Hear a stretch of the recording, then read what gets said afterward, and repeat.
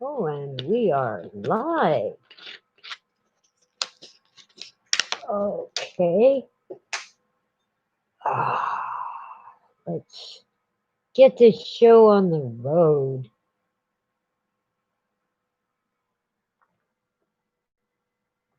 Ah,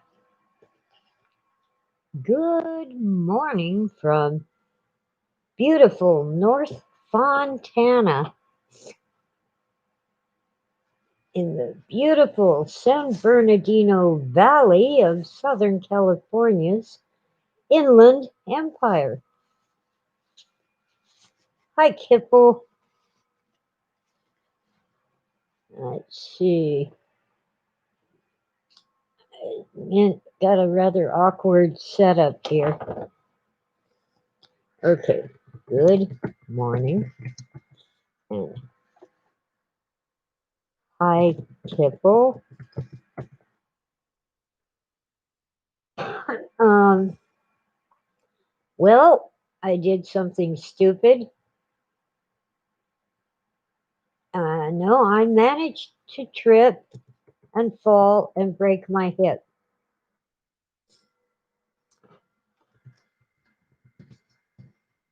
So that's why I missed you on Tuesday morning. I was kind of busy undergoing surgery. Now, in most cases with the elderly, they tell you that what really happened was your hip broke and then you fell. But not in my case because I'm talented. I managed to get my foot tangled up in a fitted sheet that was the sheet was on my recliner chair, which also rocks and swivels. So, and I was walking too fast and not watching my feet. So here's my left leg stuck, the chair swiveling and gyrating, and I could not get my balance. I ended up airborne and landed on my knee. Can't show you my knee, but the impact hit my knee and traveled up to the top of the femur, right below that little ball that goes into the socket. It's called the neck of the femur, and that broke. Fortunately, I do not have a hip replacement. They just put in two screws to hold the bones together while they heal. So I'll probably set off metal detectors at airports now. uh,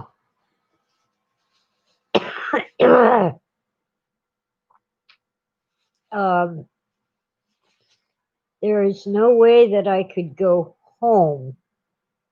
And they were mentioning skilled nursing facilities. No, thank you. Those are nursing homes, and they're all full of COVID. Fortunately, I have family here in Fontana, so I was able to come stay with family. Uh, but I don't get around very well. I'm not supposed to walk on the bad leg, and my good leg isn't all that good. Oh, the muscles are strong. They're always telling me that. But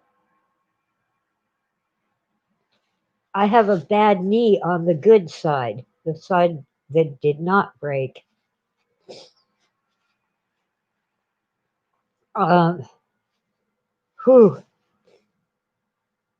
about 10 years ago, I broke my left leg, but that was just a crack in the tibia, the shin bone. But they told me I had torn the ligaments in my knee. I think I must have simply stretched them, or I would not be walking as well as I do today or did before I broke my hip, but my good leg gets tired easily and the knee starts wobbling because it is not 100%. I'm only slightly miserable here. You see, it's a non smoking house.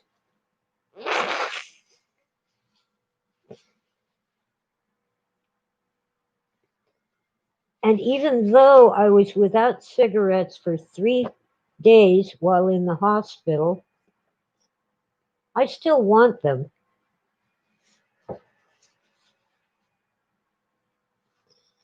Well, my first day of relative freedom, I lit a cigarette, took 2 puffs, and went, ew, get rid of this.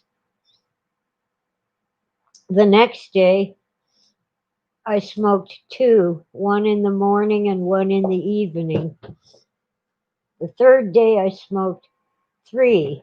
So let's see. Monday, I broke my hip. Tuesday, surgery. Wednesday, finally got home.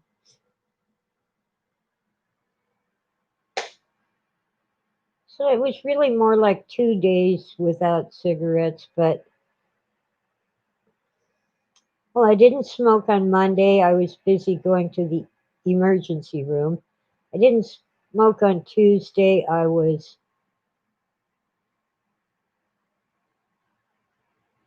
busy having surgery. Thursday, yeah, they discharged me late. Not Thursday, Wednesday, they discharged me late in the day. So, yeah, it's basically pretty darn close to 3 days.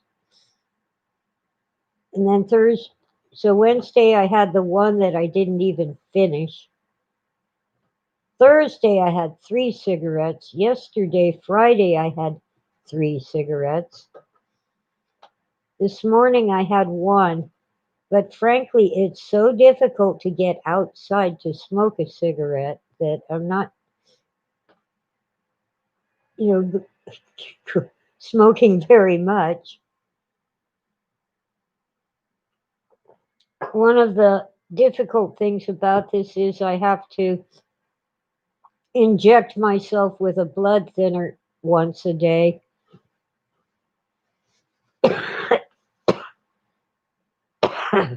See, when I don't smoke, I cough up all this crap.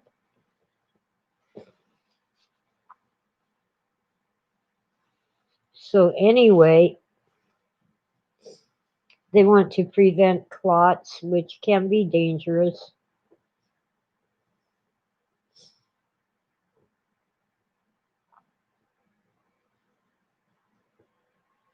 Um,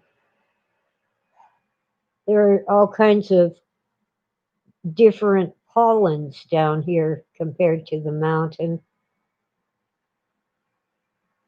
And although I visit once in a while, I'm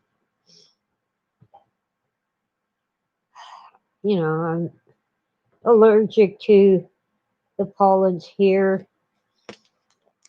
And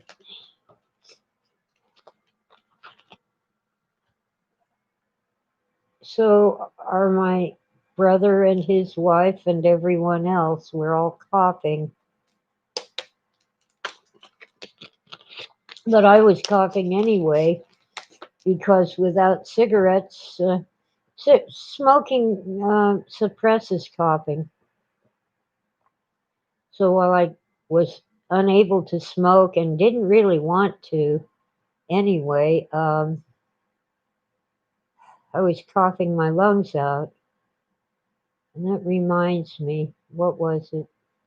Oh, yeah, never, ever, not in a million years will I allow them to give me morphine again. They put morphine into the IV for pain. It didn't work. Oh, I'm blessed to have such good family. And friends on the mountain who are feeding the cats and watering the plants.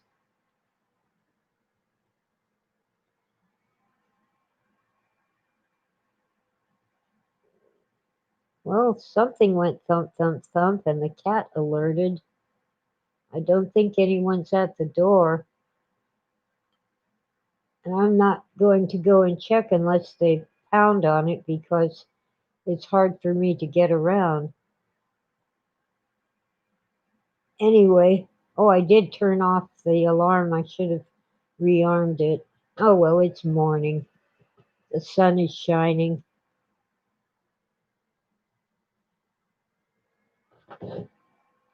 The morphine in the IV burned in my veins. It did not do anything for the pain. And even though I told them it would make me vomit, all opioids do, and they gave me a second medication to combat nausea and vomiting, I was vomiting. I couldn't even look at food without vomiting. And I was dehydrated, but I couldn't keep water down. And they did have an IV drip going with just the saline to hydrate me, but the hose got a kink in it and the drip quit working, so nothing was coming through. And it took quite some time to figure that out. So we finally got the hose fixed up so that the saline was getting into me. And I, after 2 doses of morphine, you don't get it all at once. It goes in a little at a time.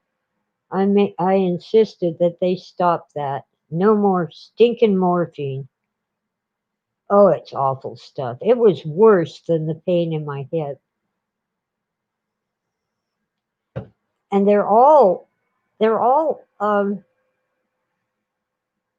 everyone, medical professionals and ordinary people are just amazed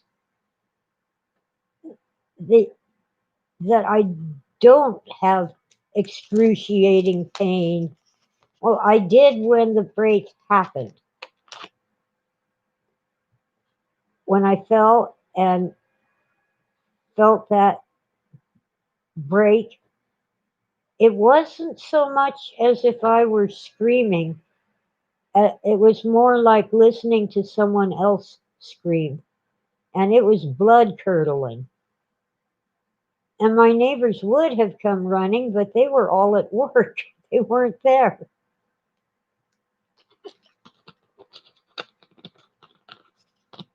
But after that, the only real pain was when I either touched the injured area or tried to uh, move, not just try to walk on it, but just try to move my leg. Um,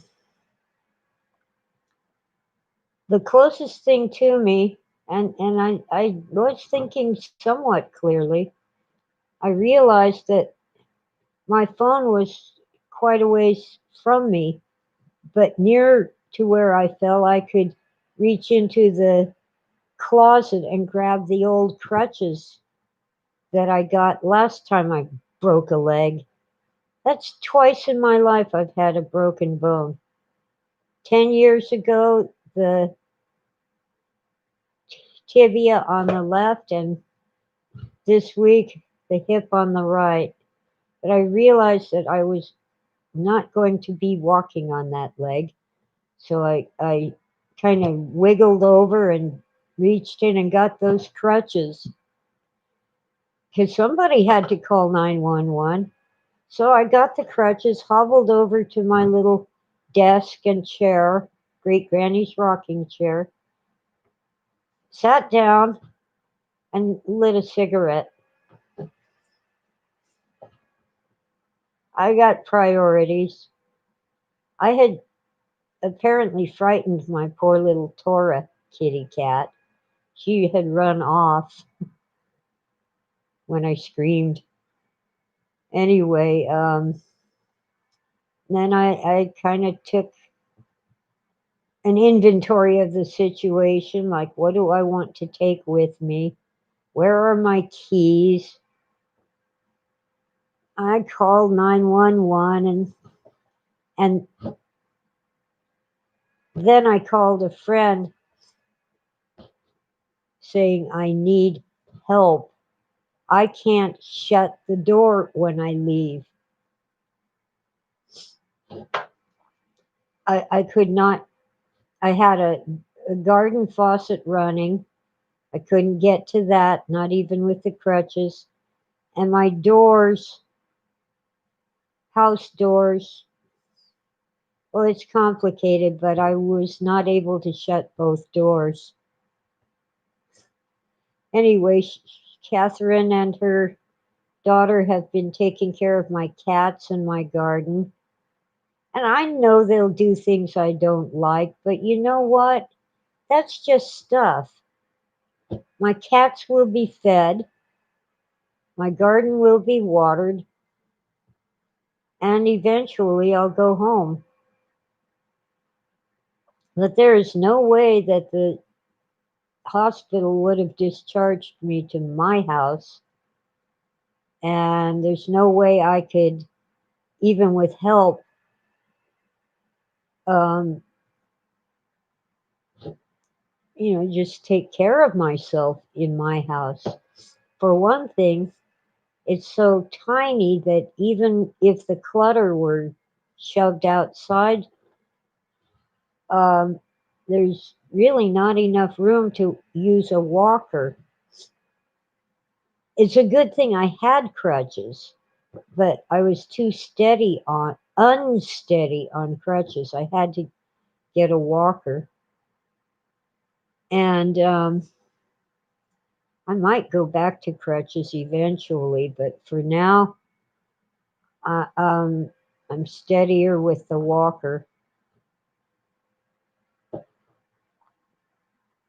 I'm not supposed to put any weight on the bad leg. I'm having trouble getting instructions. They don't want me to exercise, but I'm telling you, after lying in bed all that time, I was losing muscle tone in my legs, especially the bad one. Oh, and now it has one of those pressure socks too, because it was kind of swelling up a little from between the knee and the ankle. So you need the real tight hose, like a nylon stocking, but real tight to make sure the blood keeps circulating and doesn't just pool up in your lower leg. But I am just, while I'm sitting here in my family's recliner, I'm just lifting my bad foot an inch or two here and there to keep that muscle, um, you know, keep some tone for it.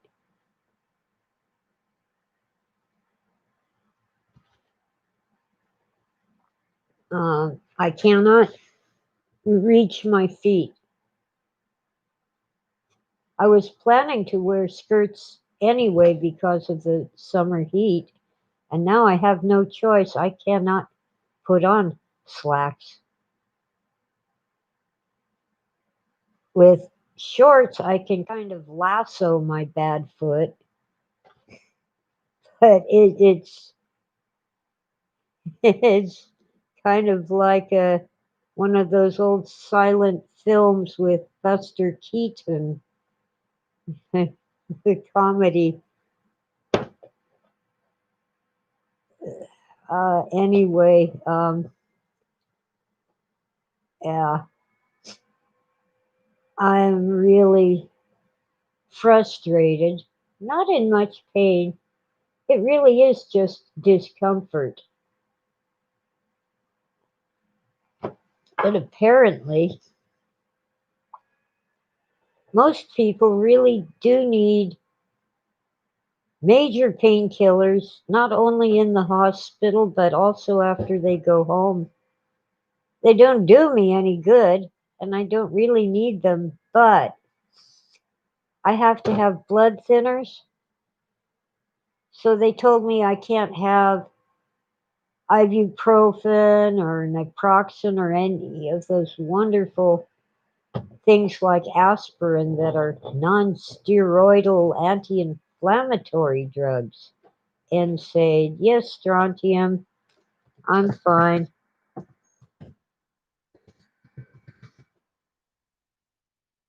Um, because they also thin the blood. Well, it took a while to get my prescription for the blood thinner filled. So on that day, I took two, uh, come on, what's the word? Brains fried. Two of the, like Motrin, generic Motrin, 12 hours apart. But I'm not supposed to take my anti inflammatories because they also thin the blood. And I keep asking them, well, why don't I just use the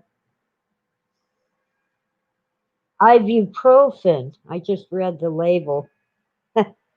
Why don't not just use the ibuprofen and not stab myself with a syringe full of blood thinner every day? Oh, no, no, no, this, that, and the other. But maybe when I get to an actual doctor, I can get switched from these. It's basically a variant form of heparin, which is, of course, rat poison. And I keep telling them that. Why not switch from heparin to ibuprofen if it thins the blood? Hi, Caroline. Okay, let's see. Hi, strontium, Caroline. Come on. Carolina. Such a pretty name. I'm I'm okay. I have discomfort. I really have just discomfort, not real pain. Now, if I tried to actually walk on my bad leg where I broke my hip, that would be pain, but it would be brief. So I don't need painkillers, but I am concerned about inflammation. That's why I want ibuprofen or aspirin or, something. But, oh no, those thin your blood. Well, then why am I taking a blood thinner? Jeez.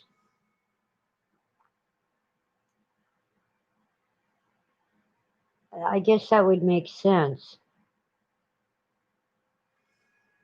I'm certain that Coumadin, the other blood thinner made from snake venom, did contribute to my father's death. However, he was 86 years old.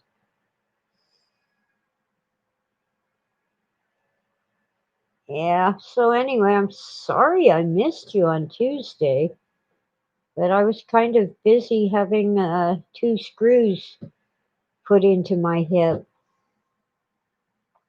It was a very clean break, and the bones did not subluxate. They didn't do that. They just pushed into each other.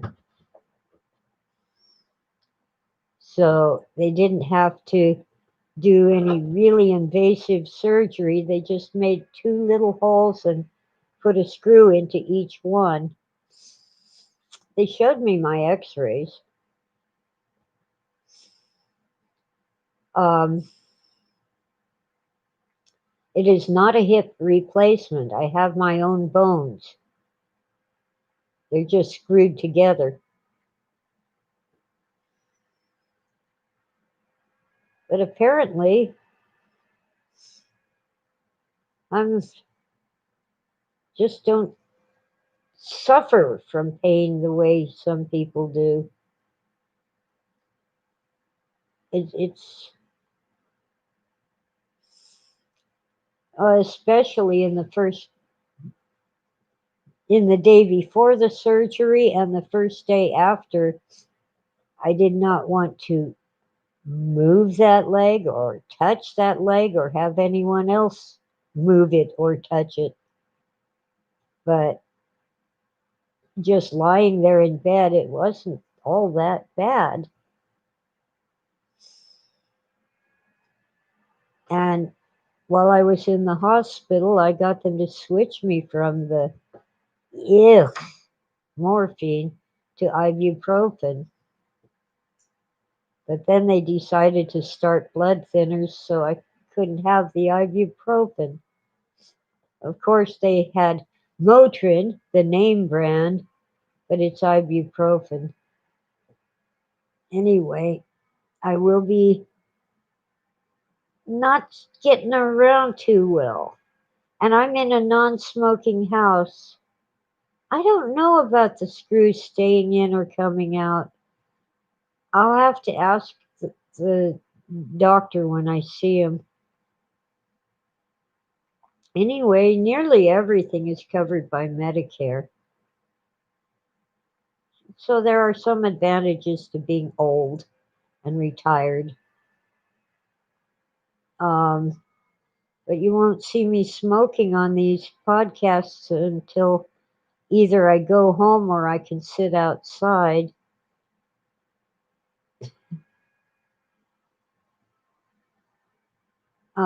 I have these huge pamphlets like this one that they give me every time some nurse or physical therapist visits, but they have almost no information. They're just a bunch of stuff,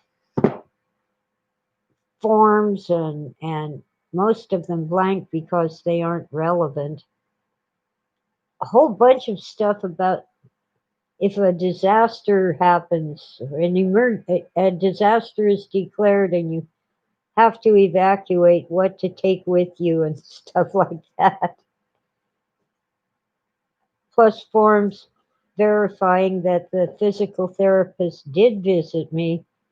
The case managing nurse did visit me.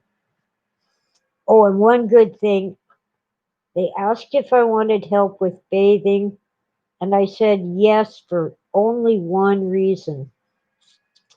I can't reach my feet. I can take care of everything else. I can kind of get to the foot on the good side by bending my knee and pulling my leg toward me. But there is no way in the world I can get to the bad foot.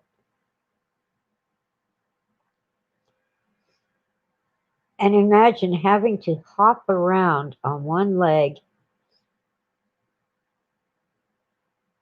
I'm going to end up with bone spurs in that foot if I'm not careful. With the walker and inside where it's a nice wood floor, I can slide around and avoid most of the pounding of the poor foot on the ground or the floor. Let's see. Give me my mouse, you evil computer. Don't know about the screws yet. We'll ask the surgeon my follow up visit. Okay.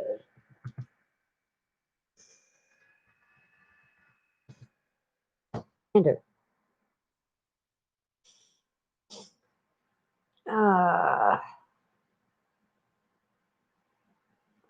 and My family has cats here. I mistakenly said they had 8 cats. Now they do have 4 cats. You see, Cleopatra was a stray who just decided to move in with them and pop out, and bless them with grandkitties.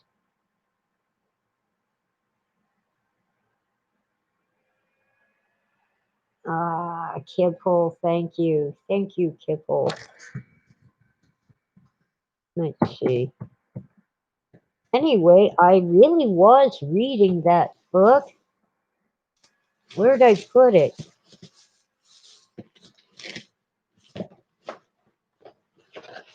Huh. I, The Shadow of Blooming Grove. I specifically, when friend brought me my clothes, I specifically had her get that book for me, The Shadow of Blooming Grove, that Phil talked about in his exegesis. I managed to buy a copy, and it isn't easy to find, and it was $50. But I had an Amazon gift card. So basically, for me, it was free, but it used up my gift card. Anyway, it's The Life and Times of Warren G. Harding, the president in between Wilson and Coolidge. And the thing about his administration is that it was full of scandal and corruption. And no one ever proved that Coolidge himself was involved. He probably was innocent, but the people he appointed to various cabinet positions were corrupt. They were making money on their government service. Um, the most famous of the scandals was Teapot Dome, which didn't really get through the courts until after um, Coolidge died in office. Okay, let's see. The Teapot Dome scandal, according to Google, was a bribery scandal involving the administration of United States President Warren G. Harding from 1921 to 1923. And why was it called Teapot Dome? The Salt Creek oil field in the 1920s. Teapot Dome is the arched butte on the left. Oh, in some picture. The picture isn't here. I'm just reading the search results. It's also called Teapot Rock. It's an unusual rock formation in an oil field.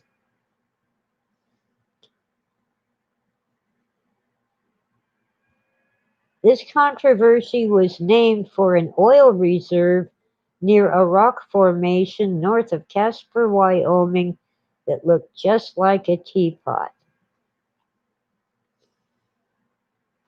And it wound its way through the courts after Warren G. Harding died in office and was replaced by his vice president,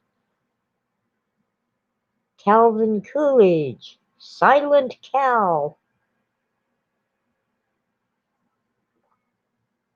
I don't really remember what Coolidge did that was of any note, but he was followed by Herbert Hoover, a chicken in every pot.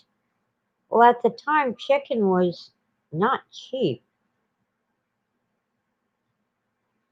He was promising people prosperity, and then, of course, We had the Great Depression, the worldwide economic slump, unemployment, etc. So we got four terms of Franklin Delano Roosevelt. Anyway, I was reading that book before all this kerfuffle, and I began to see parallels between the administration of Coolidge and the administration of Richard M. Nixon. So maybe Phil should have paid more attention to his dream about the shadow of Blooming Grove. On the other hand, maybe what his dream or vision was really telling him was something about Bohemian Grove. Wish I knew where I put that book. It can't be far from here. Uh, just not quite within arm's reach. So I will continue reading the book, but let's see. Coolidge was a businessman who went into politics. He was not a member of the elite, not particularly intelligent or well educated.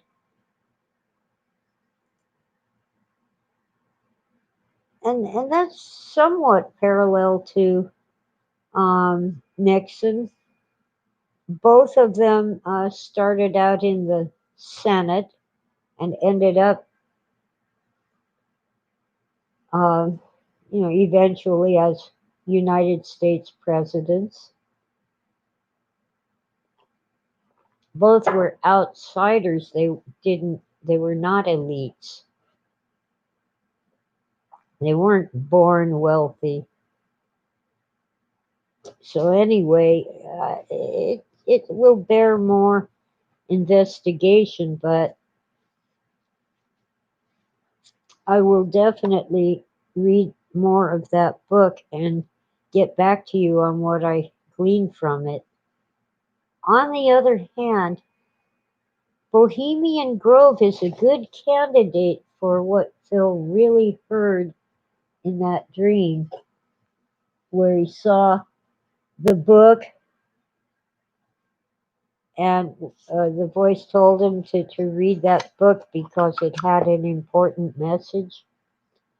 Well, Bohemian Grove, of course, is the playground of the elite in Northern California, a sort of wilderness camp. Of course, it's a wilderness camp where they have servants doing all the work and they're well fed and so forth. Oh, wow.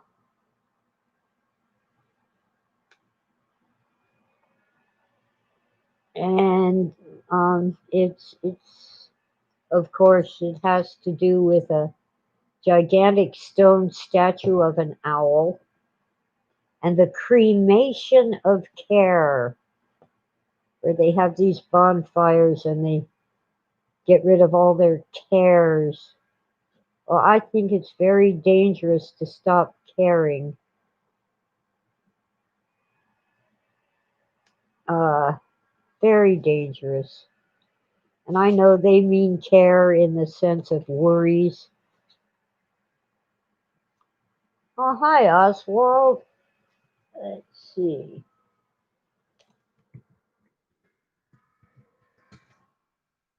I'll go over it again. I broke my hip. I was careless, didn't watch where I was going, and ended up falling and breaking my hip. So instead of doing this podcast on Tuesday morning, I was in surgery getting two screws put into my hip. However, it is not a hip replacement, it's just two screws. So, I'm good. And I will never, ever let them give me morphine again. It was worse with the morphine than without it. That stuff's nasty.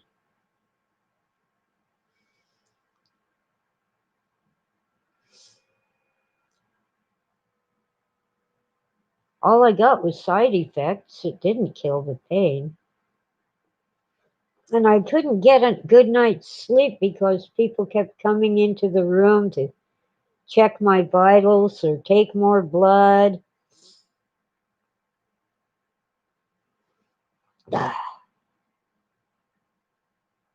I'm so thankful to be with my family in beautiful North Fontana in the San Bernardino Valley of Southern California's Inland Empire.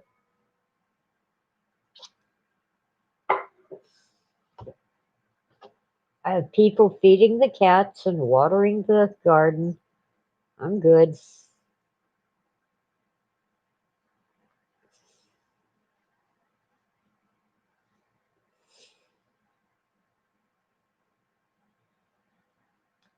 Let's see. Sleepy Dave is here. Hello and good morning. I have discomfort. It really is not pain, but I can't walk on my right leg because I broke my hip. This is not the usual. Old people, their hip breaks and then they fall. Not in my case. I'm talented. I fell first and broke my hip by landing on my knee, so the impact went up my leg to the neck of the femur and broke it. Now, my knee isn't a very happy camper either, but it's just bruised. Yeah, it's ouchy, but don't ever give me morphine. That stuff's nasty. It's poison, and it doesn't work. I'm missing the lightning storms.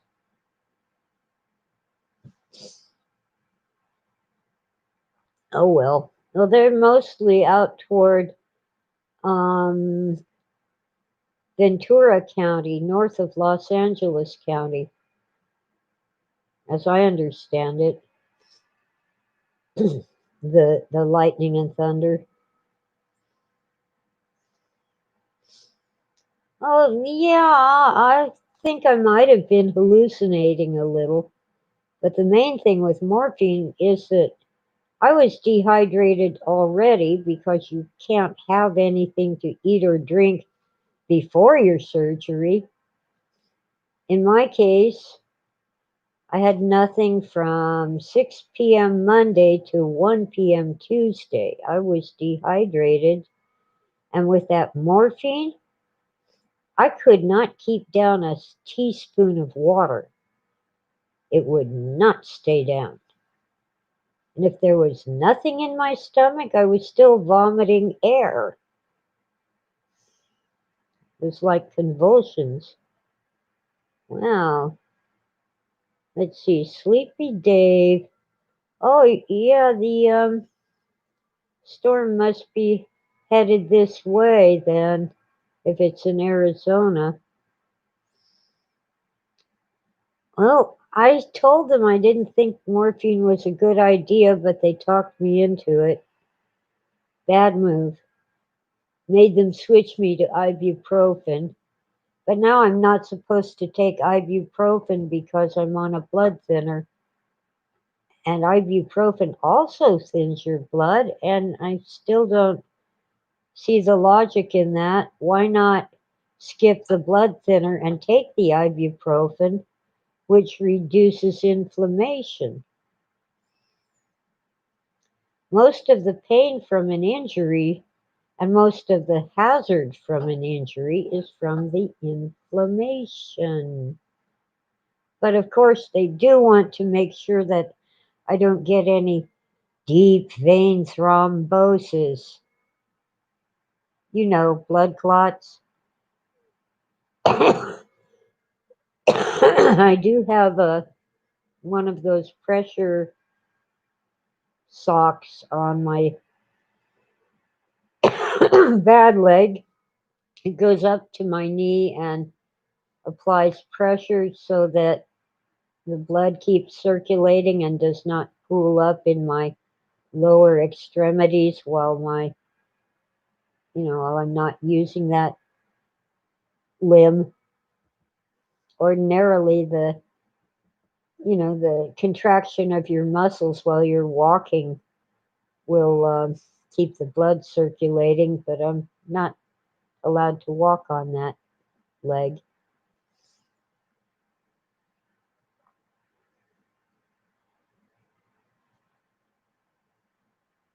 I think I must have had some hallucinations, but you see, every time I started to really have a dream or maybe a hallucination, some nurse or other person would come in and take more blood or check my vitals and ask me questions.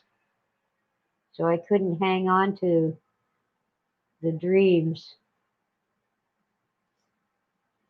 But I was sleeping pretty much. And this was, 24 hours a day is every 3 hours, not just at night. And I could tell when it was night. They gave me these gorgeous windows to look out of. But day and night, I would sleep a few hours and then someone would wake me up.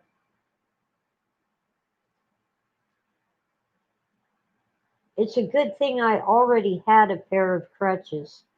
They didn't have anything to give me to go home with. So I went home with my crutches and just asked everybody every time I heard from a physical therapist or a nurse or whatever, when can I get a walker? Please bring me a walker. Finally got one.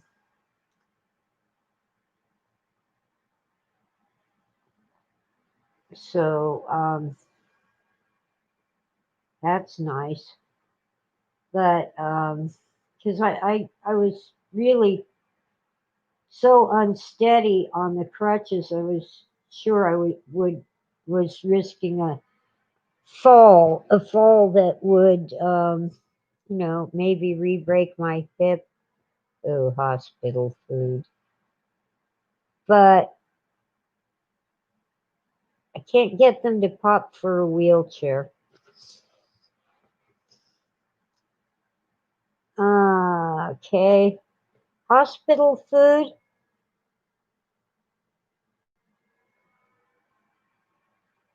I'm not sure. I think they might have brought me food on Tuesday night, some kind of dinner, but I wasn't interested in food. I just wanted water and coffee. Not sure. I don't think I got any coffee till lunchtime Tuesday. Anyway, my breakfast, see, the surgery was Tuesday. Yeah, so it would have been either breakfast or lunch on Wednesday. They brought me coffee, and I had a horrible headache. The coffee was kind of weak, but it didn't taste bad. Anyway, the breakfast was like cream of wheat with 1% milk and no sugar. The ticket said I was supposed to have a banana, but they didn't give me one. Somebody gave me the diabetic breakfast.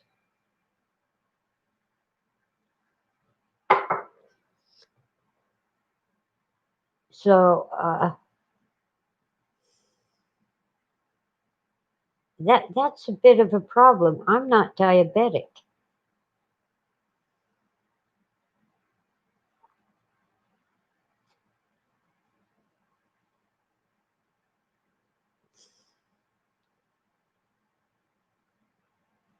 At lunch, it wasn't diabetic, but their grilled chicken sandwich was on a hamburger bun with a slice of onion and a slice of tomato. I think there were some pickles on the plate, but the chicken was overcooked and coated in all kinds of peppers.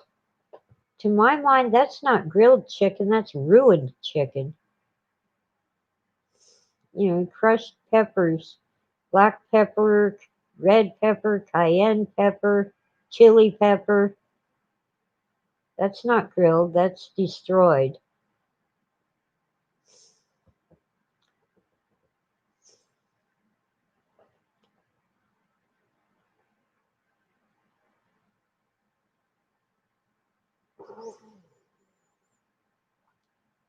So I campaigned like crazy.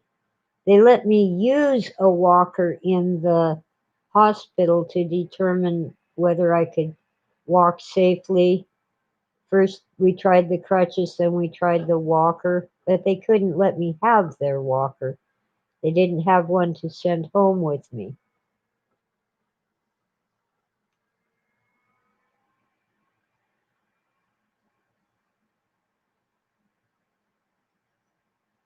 Um,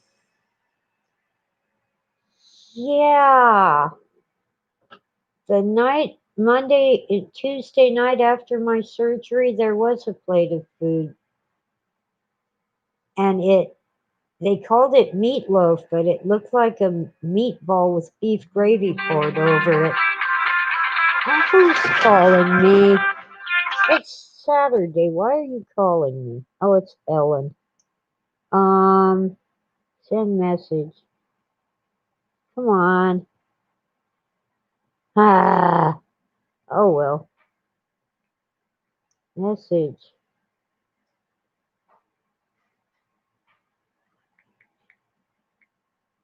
on YouTube. Oops, another Y.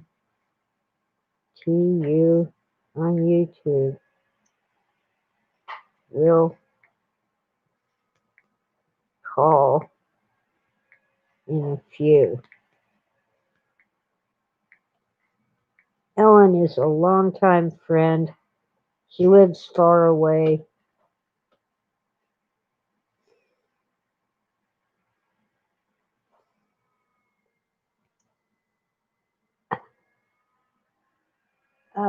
Smart Alec phone. This phone's always making noises and I don't know what they mean.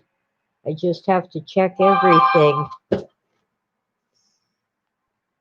The Oregon Department of Fish and Wildlife, Oswald says, has just requested that more people start eating frog legs. Ew!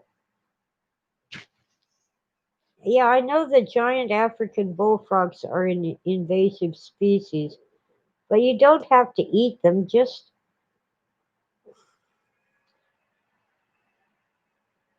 you just get rid of them. They actually drive out the native species. They're overpopulated, yes. And they eat smaller frogs and they eat all kinds of small critters and insects and so forth. They can be pretty darn big. You'd want to use two hands to hold on to an African bullfrog. Some idiots brought them in on purpose as pets or whatever, specimens. I've been on almost an hour. Yeah, my broken hip is kind of ouchy, but it's okay.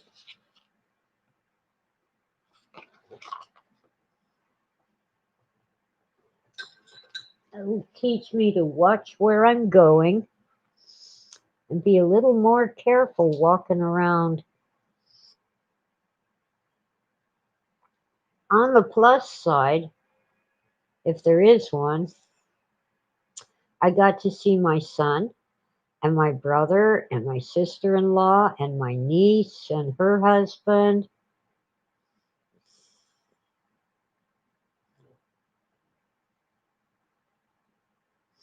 And the Crestline Lioness Club sent me a beautiful flower arrangement, and I'm getting cards, mostly e cards in the email, but cards. Hey,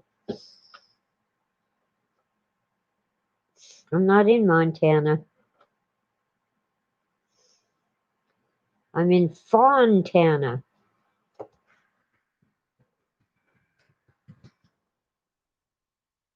Different, different species entirely. You know,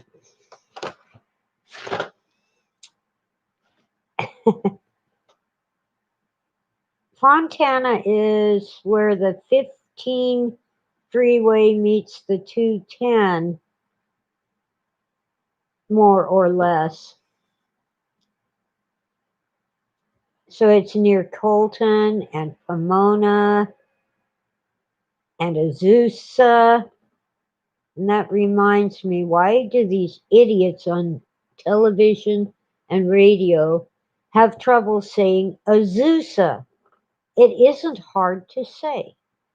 It is not Azusa. It is not Azusa. Azusa is Azusa. Oh, and down in Riverside, there are several streets called Jurupa. It's Spanish. It's Jurupa, and they kept calling it Europa. The J in Spanish is a jota, not a yota.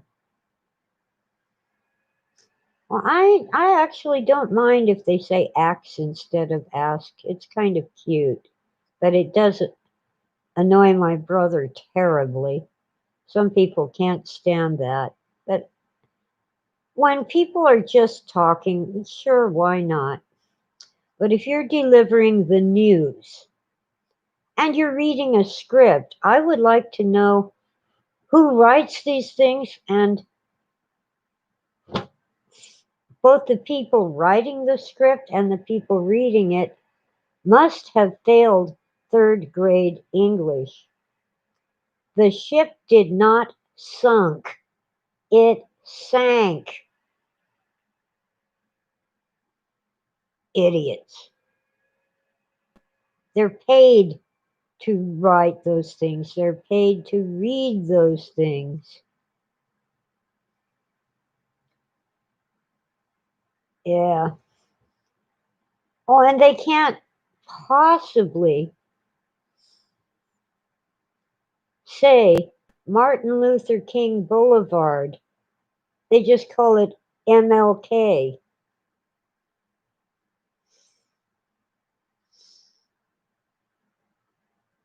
Yeah, Amanu.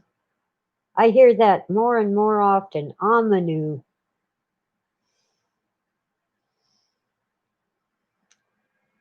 It's I am going to Amanu. Ugh.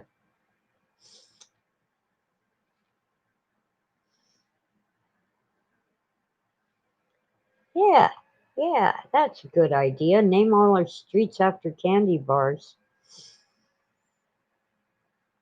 Well, I was born in Culver City, lived there till the age of 11.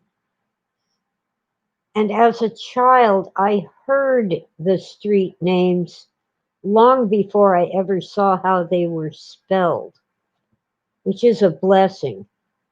Can you imagine trying to pronounce Cahuenga, Sepulveda?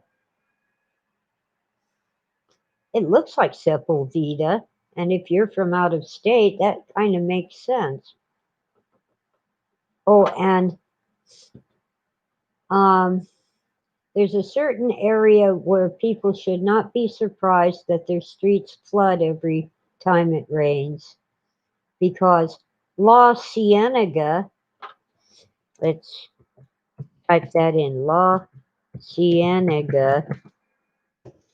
Try pronouncing that if you are not familiar with the area and you've never heard anyone else say it. La Cienega means the swamp. So, of course, it floods every time it rains. They actually have a permanent barrier across the road. And when it starts to flood from the rainfall, they close this barrier and lock it up. And when it's safe again to travel on that road, they open up the gates again. But, I don't know. It just, I grew up hearing them pronounced without ever necessarily seeing the road signs or seeing how they were spelled. So some of these things are difficult. But come on, Azusa is not difficult. Azusa. Azusa. My mom screwed me up on that. She told me Cienega meant swan, like the pretty bird. Kill, destroy. Oh, and I once lived on Lafayette Avenue, and that's sort of a mispronunciation, but that's how we all pronounced it, Lafayette. He was a French guy who helped us in our little kerfuffle with England in the 1770s. But nearby was this other road named after another revolutionary figure, Duquesne.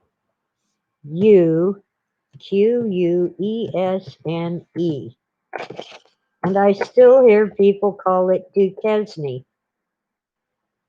And I can't blame them. That is difficult.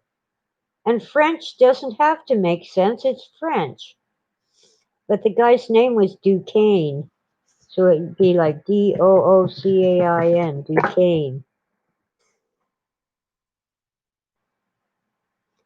Yeah, Culver City had some neat street names. There was Madison. Um, I'm blanking. Braddock, and I don't remember who Braddock was, but I think he was a general, maybe in the Revolution. We had a street called Overland. Overland, all one word. That makes sense. But Ocean was the street called Ocean, at least as far as I know, was nowhere near the ocean.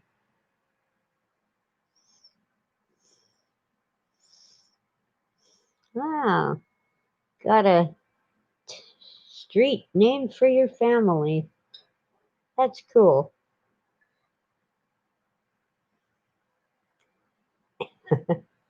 Oh, and and there's all kinds of um, disagreement about it, but the La Biona Creek ran through Culver City, or it might be the Biona Creek, or it might be La Ballona, or just plain old Ballona, but that makes me think of Oscar Mayer.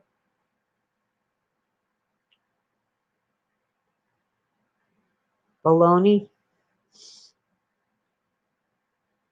But it apparently is spelled with only one L, so it should be Ballona, not Biona. But I grew up calling it the La Biona Creek, which is the they're not sure what that word is. It might be something to do with a whale that beached itself at Venice, California. I don't know, a couple hundred years ago or something. But it used to be a very interesting natural waterway. And then the city of Los Angeles, or the county, not sure which, arranged to connect our creek to the Los Angeles River so that wastewater could more easily flow out to the ocean. And part of the project was to concrete that creek.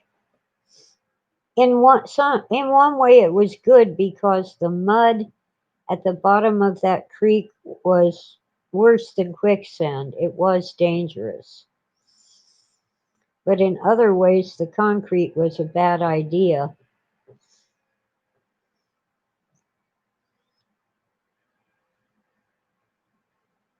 Oh, your eyes are emerald. That's interesting, Oswald.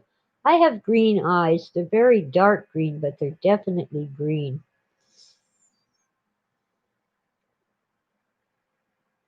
And Oswald, whatever that bad word was, all I see is 4 stars.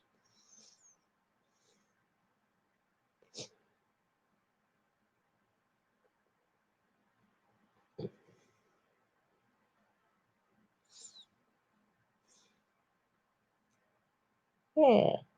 So anyway, um, when the dam in the Baldwin Hills broke and flooded a whole upscale community, many of their possessions floated down the creek to the wetlands at Venice on the coast, and a lot of stuff went off into the Pacific Ocean. And we went down there, mom, my brothers, me. I think dad went too. And we just tried to salvage things that we could give back to the people who had lost everything because, you know, it was really awful. And it was during a rainstorm, so we're out there in the mud, in the, what do you call it, saltwater marshes. It's really a swamp. Uh, Fishing things out of the creek before they get lost in the ocean. And we found this businessman's briefcase with papers with his name and phone number and so forth. We were able to get that back to him, and he was so grateful. It was so important to him. He'd lost his house and everything in it, but we found something of his, and it had to do with his business, his work, so it was helpful to him. But we saw refrigerators and small cars like the Volkswagen Beetles and all kinds of things floating down that creek. We were not about to try to salvage anything big and heavy. Oh, wow. Those were different times, different days. But the city engineer for Culver City had quit his job over the design of that dam. He told them, I'm not putting my name on this because that dam is going to fail and people will be killed. And he was right.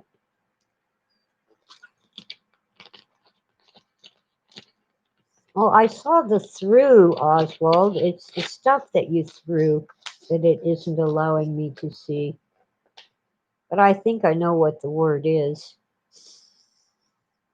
Not a problem. The rules are a bit relaxed here on my YouTube channel. I'm more sensitive on Facebook because they are. I've actually had um, been I've had little hassles because of comments that other people put on my posts, not things I said.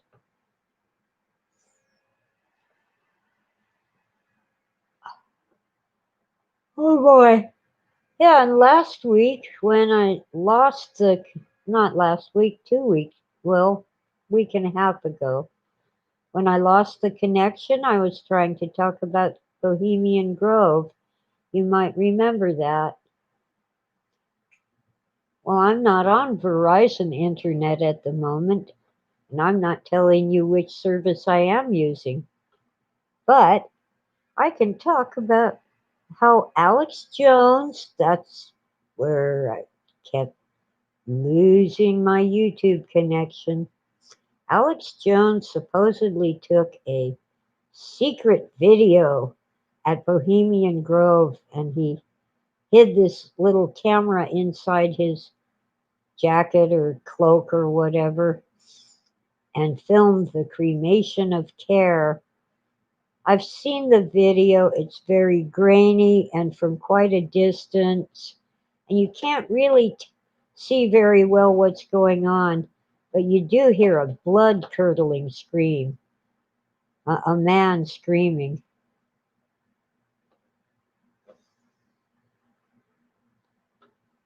Yeah, I don't. They, the Bohemian Grove attendees claim it's just play acting, it isn't real, but I don't. I don't think that it matters either way. It's a disgusting ritual. Yeah, there was this rumor that Alex Jones was really Bill Hicks, but they're not the same guy. They really are not.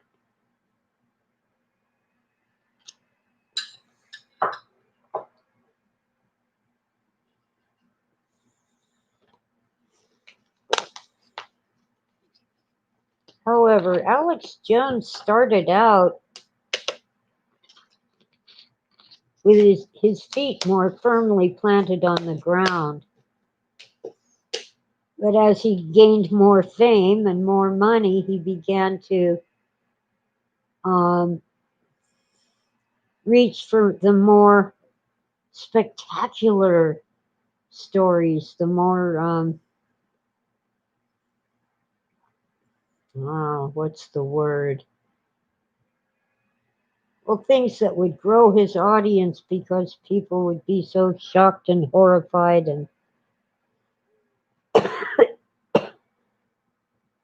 And what he did was to buy into things that were not true.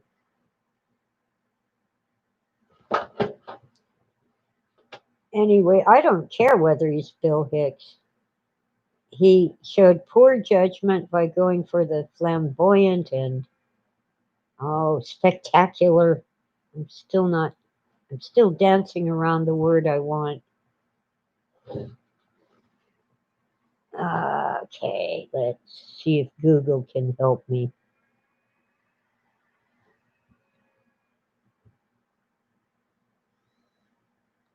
He bought into things that simply were not true. Synonym flamboyant spectacular.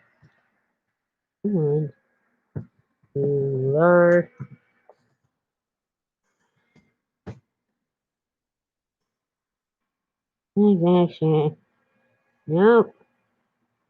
Maybe that's not a good synonym. Not necessarily controversial, or although that's part of it. You evil machine? What are you doing to me?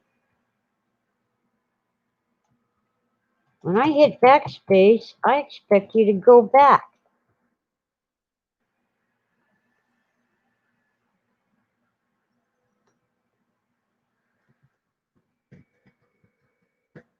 Well, controversial is part of it.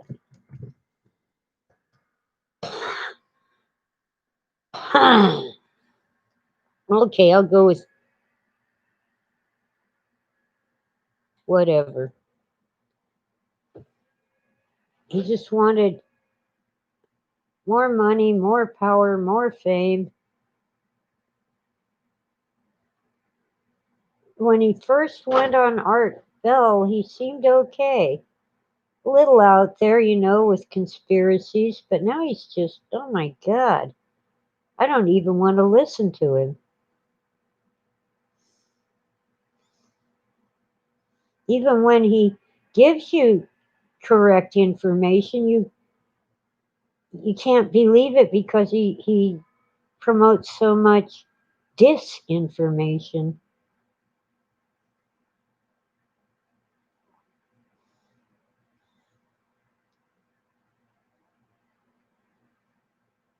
Hmm.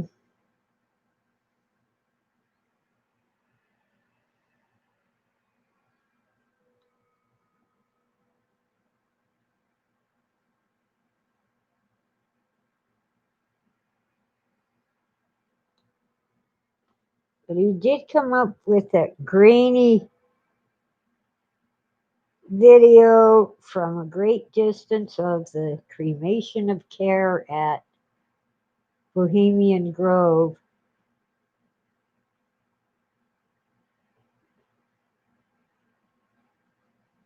46? I thought he'd be older than that.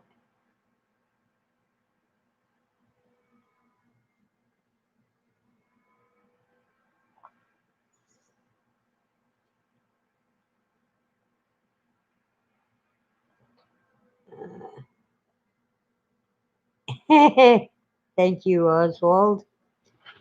Let's see. I'm on computer mouse.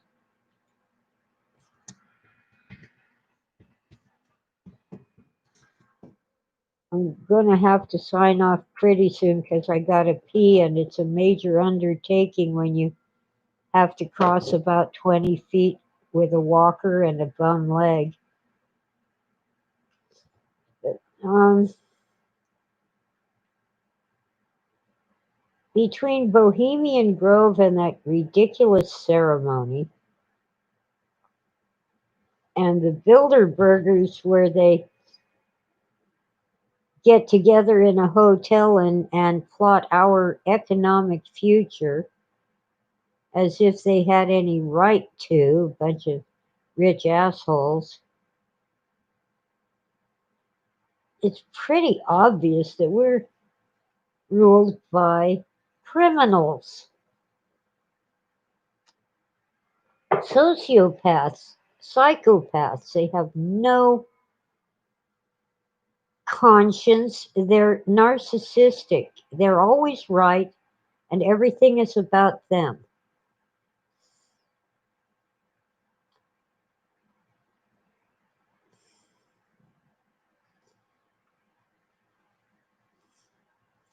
Jones claims he was born in 74. That would make him 46, but I don't know. I guess he could be, but it seems to me he's at least 10 years older than that.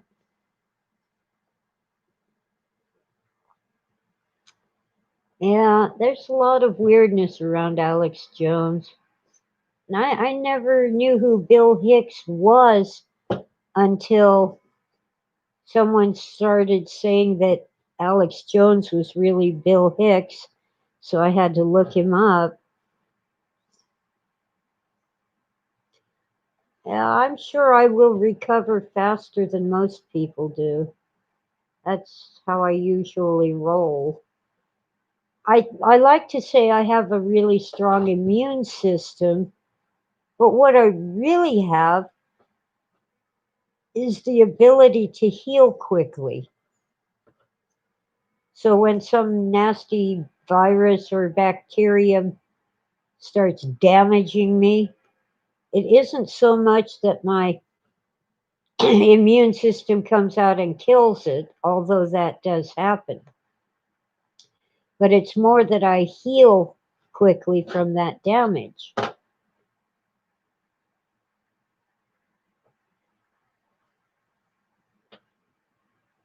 You probably don't think of it this way, but when you have a virus or a bacterium, any kind of infection, that nasty little germ or bug or whatever is damaging your cells. And your body needs to send out these phages, gigantic white blood cells, to eat the dead stuff and carry it away so you can eliminate it through urine or feces, going to the toilet.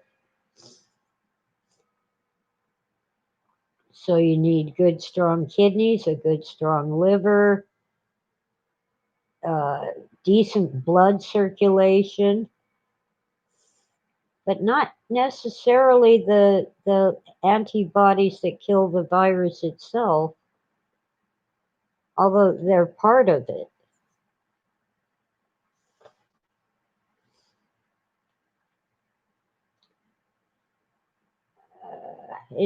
So anyway, um, for example, let's see, my son was 2 years old, so that means I was just barely 21.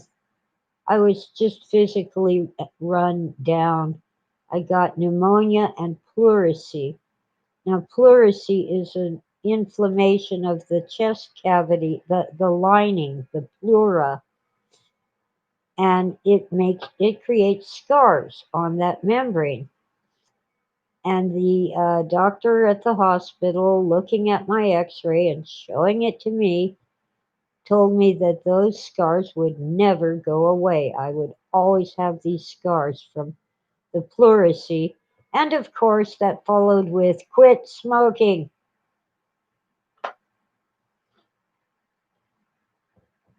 in 1975. Have I quit? Well, some years later, I had a chest x ray, and I forget why, but I mentioned to the doctor there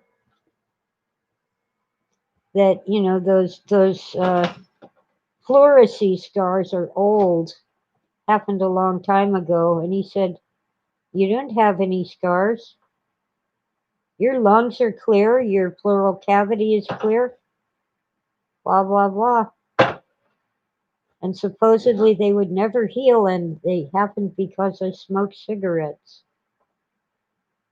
That was the beginning of my severe and serious distrust of the medical profession. They'll say anything to get you to adopt their pet project. Here, take these statin drugs to lower your cholesterol. No, thank you. I do just fine by eating oatmeal with cinnamon and, has sensible diet. Um, my cholesterol isn't bad at all. Of course, they keep changing the numbers to how low they want you to get it. But A, your brain is made of cholesterol. And B, women need cholesterol because their female hormones are made out of cholesterol. That's why female athletes tend to look so masculine. Their cholesterol is so low that they don't have enough female hormones in their bodies. Ivan Illich, favorite critic. Yeah, oh yeah. I was that Dostoevsky wrote that, or someone wrote a book about the death of Ivan Ilyich. Um, some Russian guy, anyway. They made me read that in college. I've been here and there rereading things that they made me read, and now I'm enjoying them even more.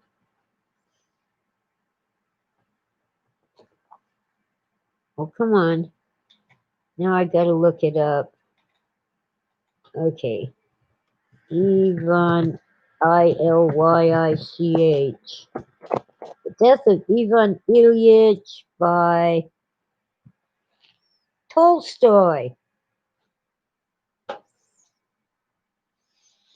knew it was a Russian guy.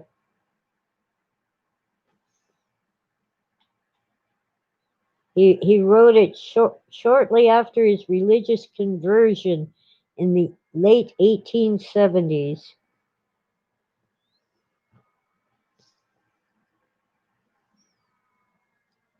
Oh, so you are not talking about the actual book, but interestingly, the character in Tolstoy's novel becomes a, well, sort of a Catholic, a Eastern Orthodox, and Tolstoy also became a sort of a Catholic.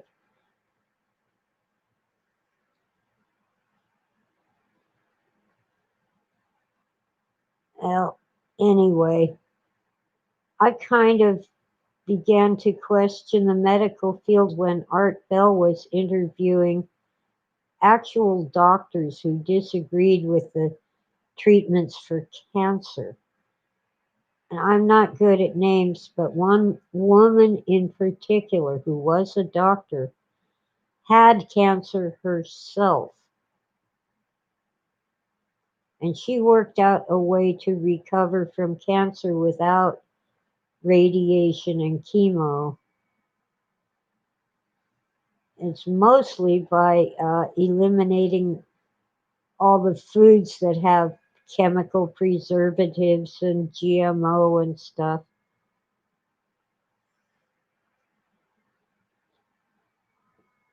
I've I know it looks like I'm in the dark. It's just the way the light is. Because I have trouble getting around, I'm not anxious to try to find a light switch and light my face up, but I'm fine. I have a basal cell carcinoma that is now smaller than a little green pea. It was huge, and they wanted to do surgery and take off half my nose and replace my nose with skin from my belly and all this stuff.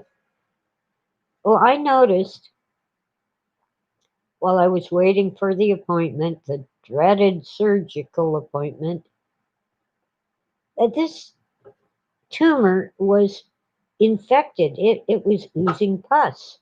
It was yucky. I'm not going to go into more detail than that. I just started putting iodine on it, specifically this solution called betadine. Betyne, I think.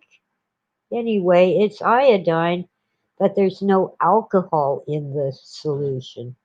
So it isn't near as ouchy as the stuff you get in the tiny bottle with the little glass. Uh,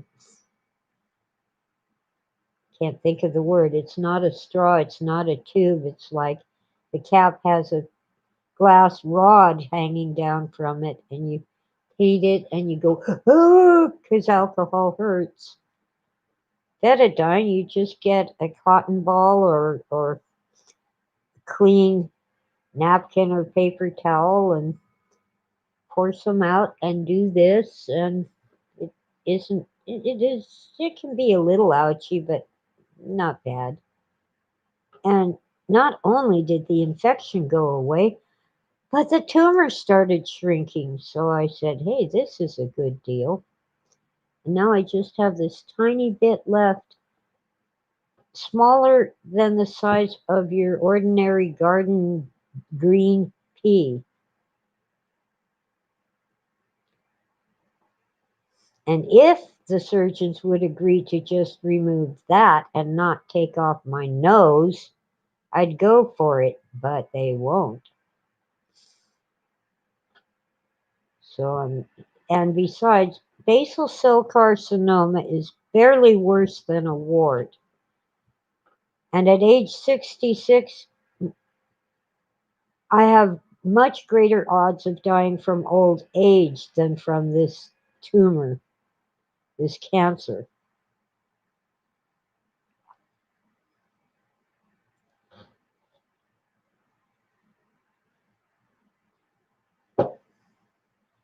Now I gotta find out about this other Ivan Illich. Okay, Ivan Illich, Austrian what? Come on, give me my mouse cursor, you evil thing. The mouse cursor keeps Catholic. The mouse cursor keeps going invisible, so I don't know where it is. Born September 4, 1926, he was a Virgo. Ivan Illich. This dang sans serif font, it could just as easily be Lillich. It's Illich. Austrian philosopher and priest, and social critic. Oh, he's that guy. After World War II, he got his doctorate in medieval history at the University of Salzburg. So after the Nazis were defeated, he went to a German university. Actually, Salzburg is in Austria, but they had unified. Oh, by the way, Salzburg, it means salt town. Their major claim to fame historically was salt mines. It's a beautiful sounding name, but it really means salt town.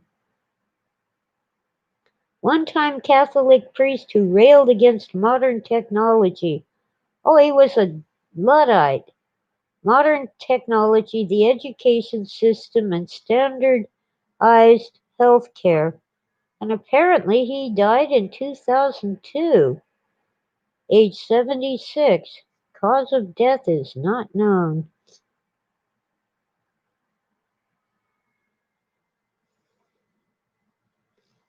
Yeah, very interesting.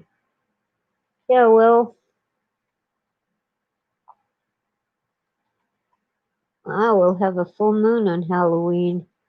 Well, we won't have much of a Halloween. You evil computer, will you quit messing with me? It has decided to highlight something that I don't want highlighted. Pandemic my patootie.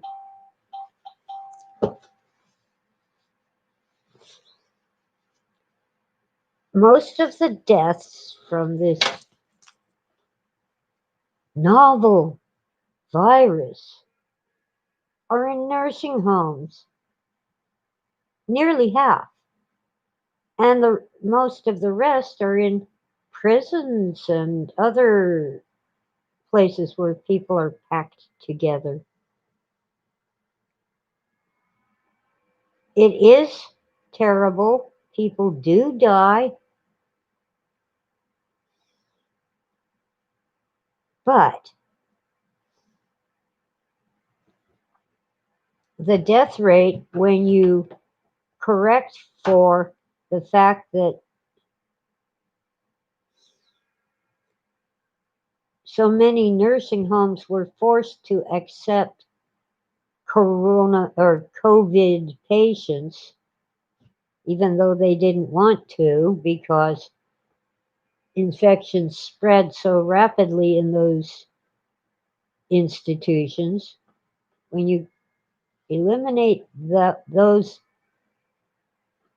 statistics, all the nursing home statistics. You can even keep the prison statistics.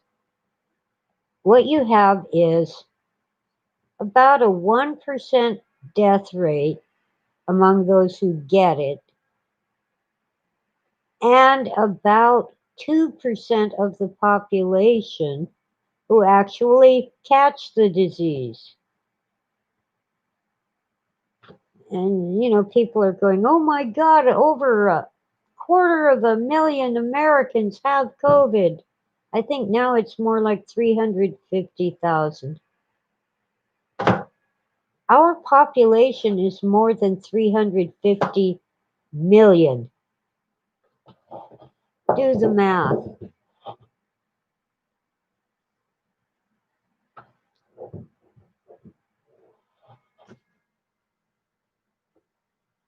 It's not more than 10% of our population who even have or had the virus. This is not like those disaster movies like Outbreak, where the cute monkey spreads the virus and people die within a couple hours. Ridiculous. Freaking ridiculous. COVID is awful. So is your average flu virus. So is cancer. And let's see, what else? Oh, measles. Apparently, measles is really a virulent disease now. It wasn't when I was growing up. Everybody had the measles, and very few had any serious consequences from it. What you had to do was control the fever to prevent brain damage. Just keep the body temperature low, and what people who had brains and common sense would do is, and it was usually a child who had the measles, put the child in a kind of warm bath and slowly add cold water to bring down the body temperature. You don't want to just plunge a feverish person into ice water. That's too much of a shock. It can stop the heart. You want to do it gradually. Yeah, I had measles, mumps, and chicken pox, and a few much nastier diseases, and I'm still here. At this point, though, measles apparently is a much worse disease than it used to be before they started messing with it. So I think I want the measles vaccine.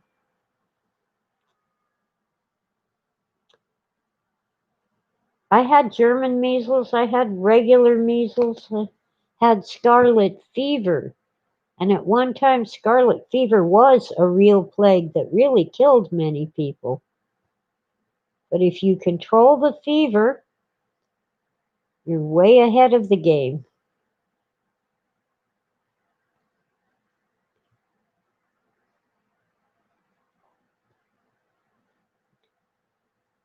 The worst was the chicken pox. Mom put mittens, snow mittens on my hands, the kind that don't have fingers. So it's just you can't. Well, she didn't want me scratching the blisters because then I'd have scars.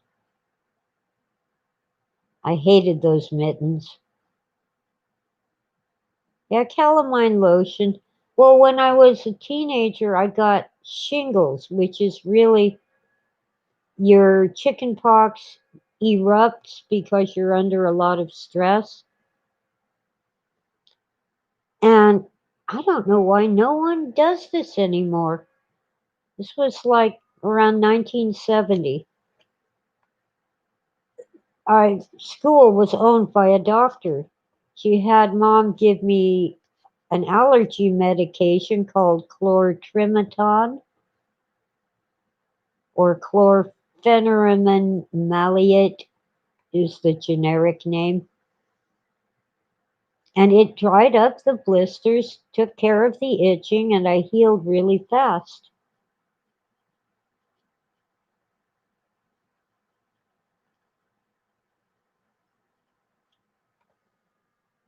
She didn't put mittens on my hands then. I was a teenager. She knew it wouldn't work. No, what I did with the blisters was to get a take a wash rag and get it cold by running cold water over it and then wring it out so it was just damp and not dripping and put the cold wet washcloth over the blisters. If you investigate, you find that those blisters are hot. That's part of why they itch. Oh well. They gave me Chobani vanilla Greek yogurt with mixed berries on the bottom for breakfast. I want to eat it. Mmm.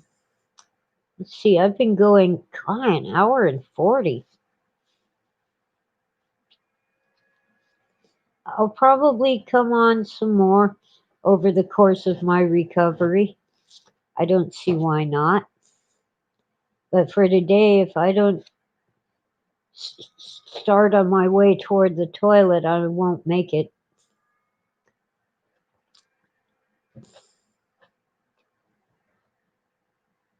I really gotta go. But I love hanging out with you guys. You're my buds, my best buds.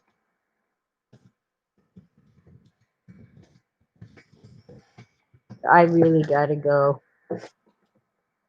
Uh, Take care, be good, keep in touch, and I'll catch you next time. Let's see. Yes, I want to end my stream.